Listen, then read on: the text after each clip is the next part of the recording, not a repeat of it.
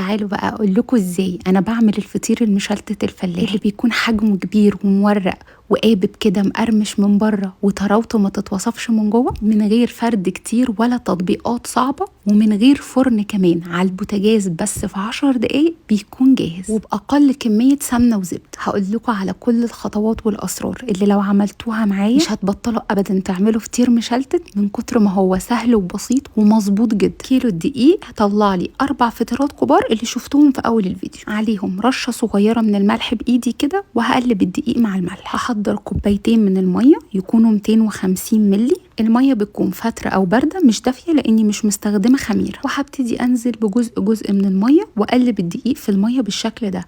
اول ما يتشرب بالميه بتاعته ويخلص هنزل بكميه الميه التانية لحد ما بخلص كوبايتين الميه كلهم، ودول الاكيد والاساسي اللي انا هستخدمه. وبيكون الدقيق عندي بقى متشرب الميه بالشكل ده ومورق كده. في الوقت ده بقى هبتدي الم بايدي ومعايا كوبايه الميه الاخيره اللي هي الكوبايه الثالثه. هستخدمها ازاي؟ هبتدي ارشرش الميه بايدي كده والم الدقيق، ارش الميه والم الدقيق. انا استخدمت الكوبايه الثالثه كلها لحد ما الدقيق اختفى خالص وابتديت اعجن. ممكن تستخدموا كوبايتين ونص، وممكن تستخدموا 3 كوبايات الا ربع، وممكن ال3 زي على حسب نوع الدقيق اللي هتستخدموه. فنبقى بالراحه كده واحنا بنحط الميه عشان ما تكونش كتير. وهعجن بقى كويس قوي قوي قوي لحد ما العجينه تتلم بالطريقه دي وتكون قوامها املس بالشكل ده. في طبق نظيف عندي هحط العجينه واغطيها بستريتش راب واغطيها بفوطه نظيفه كده، بس انا محتاجاها ترتاح، هي مش هتخمر ولا حجمها هيزيد ولا اي حاجه. من ربع ساعه تقريبا لنص ساعه على حسب درجه الحراره هتلاقوا العجين ارتاح كده وبقى فيه المطه الخطيره دي كده. بقى بسهوله خالص اقدر ان انا اقسمه واشتغل فيه. قبل ما اشتغل هكون محضره طبق فيه شويه دقيق كده جنبي، وابتدي اخد قطع من العجينه. قطعه العجينه هتكون قد ايه كده؟ قد اليوسفي تقريبا، يعني بالنظر كده احاول اخليهم كلهم قد بعض، ولو في واحده اكبر شويه من واحده مفيش مشكله. هقسم العجين بتاعي، كل فطيرايه هيطلع لها 3 كور، وهيطلع معايا قطع زياده، فهعمل فطيره منهم 4 قطع.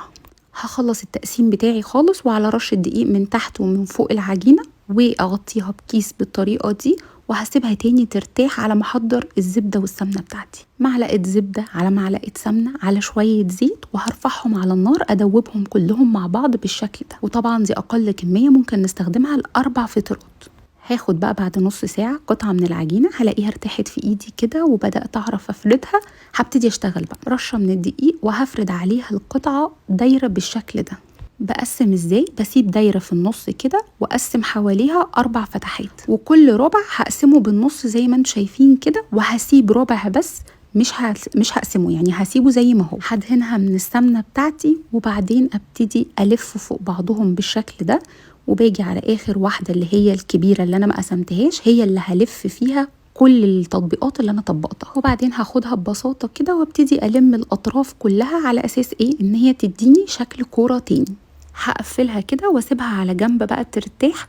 وكده اول طبقه عندي من الفطير جاهز. تاني على رشه من الدقيق هفرد كوره كمان من الكور اللي كانت عندي بالشكل ده، وبعدين هحط الكوره اللي انا لسه عاملاها في النص اللي هي اول طبقه من الفطير في النص كده على دهنه سمنه، وبرجع اقطع حواليها تاني بنفس الطريقه. المره دي مش هقفل على الفاضي، المره دي هطبق على الكوره بتاعتي اللي انا حطاها في النص. هطبق كل الاطراف تاني فوق بعض بالشكل ده، وباجي برضو على اخر طرف اللي هو الكبير شويه بلم جواه كل التطبيقات اللي انا عملتها، وهاخدها تاني والمها على شكل كوره. وكده الطبقه التانيه من الفطير جاهزه عندي.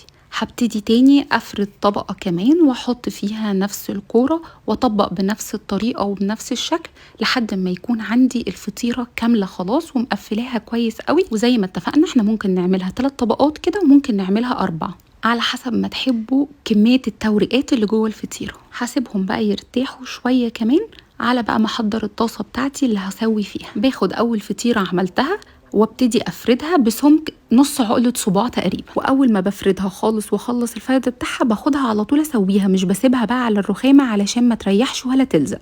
هكون بقى مسخنة الطاسة كويس جدا وانزل بدهنة سمنة كده حلوة، وبعدين انزل بالفطيرة بتاعتي واحاول اظبط فردتها كده في الطاسه. بس في تسويه الفطير النار بتكون عاليه، مش بهديها خالص، والطاسه بتاعتي طول الوقت سخنه كويس جدا. مش بحرك الفطيره بتاعتي غير لما الاقيها اتشمعت من فوق بالشكل ده، يعني لونها بدا يتغير كده، هديها دهنه من السمنه بتاعتي وابتدي اقلبها على الجنب التاني. هستنى شويه كمان وبعدين ابتدي اقلبها على الوش التاني، وهكذا بقى نفس الحركه مع نفس دهنه السمنه كده لحد ما بلاقيها بقى بدأت تتنفخ بالشكل ده ويكتم فيها البخار، فكده بدأت تورق وتستوي من جوه كويس جدا. شايفين ما شاء الله البساطة وناجحة ازاي؟ كأنها في الفرن وأحلى كمان.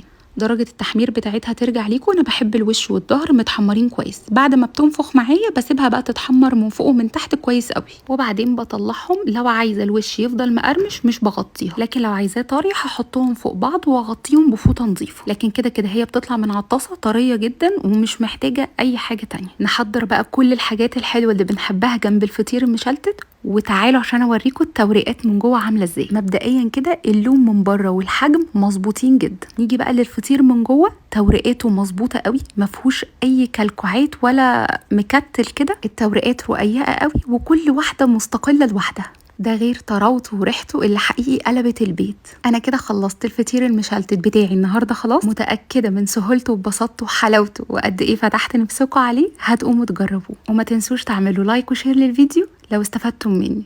الف هنا وعافيه على قلبكم وقلب ولادكم مقدما، ومع الف سلامه.